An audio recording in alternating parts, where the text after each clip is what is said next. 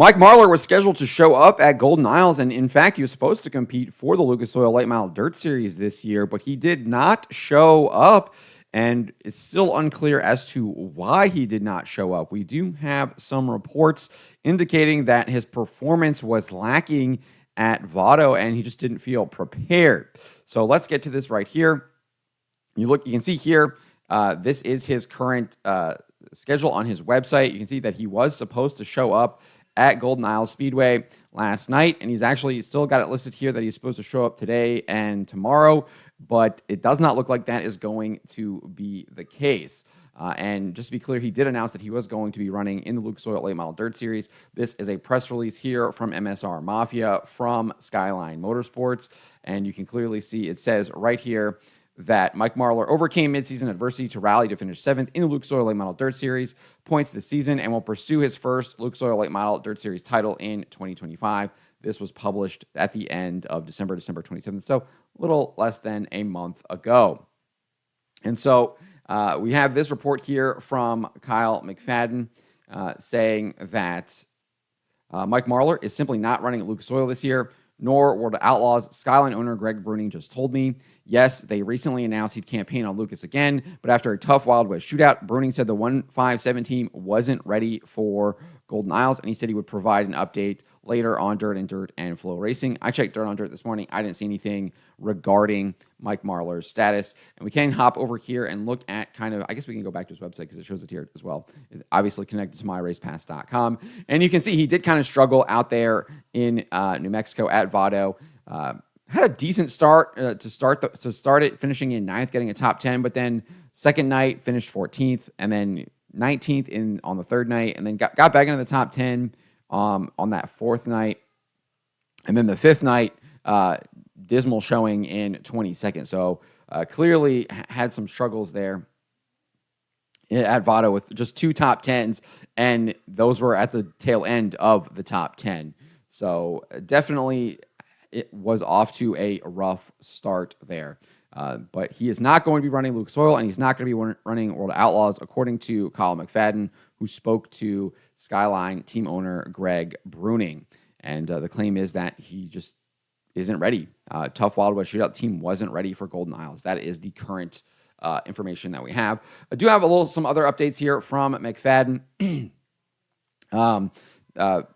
Jonathan Davenport says he's 90% running Lucas Oil this year, but isn't sure yet. So he looked really good. Finished second last night.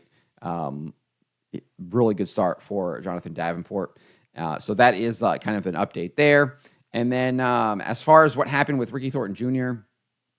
in the race, he retired early. Still not sure exactly why he retired early, but this is what he posted over on Facebook. Said, just an overall off night for our Kohler Motorsports 20 RT. Happens every once in a while. Our guys will go to work on it, and we will get better for the next one. Congratulations to Tyler Bruning on his first Lucas Oil win. I did ask him what happened. You can see right here. What happened? Was there a mechanical failure? I haven't gotten a response, and I don't think he's responded on anything else. So we will see what happens there. And it's likely, I think, that he's going to go back to Tulsa, compete in that C-Main, given the fact that everything I've seen from the weather forecast looks like it is going to be raining there in Georgia at Golden Isles Speedway. So we shall see. Maybe the weather clears up and he's able to get back on the track. But my guess is that he will likely go back to the Chili Bowl and try and get into that A-Main. He is scheduled to be in a C-Main tonight. So that is kind of your latest updates on what's going on. Obviously, the big news here is that Mike Marlar will not be competing with the Lucas Oil Late Model Dirt Series this year, nor the World of Outlaws, and he did not show up for Speed Weeks, and I don't think he's expected to show up for Speed Weeks at all. Ben Shelton did say that during the Flow Racing broadcast last night as well. So we shall see when we will see Mike Marlar again. I mean, he was scheduled to compete in all of these Speed Weeks. You can see Alltech, Ocala, and then that's where he was supposed to be. So maybe we don't see him until Atomic in March. So maybe that's the next time we see Mike Marlar back on the track. That's unfortunate.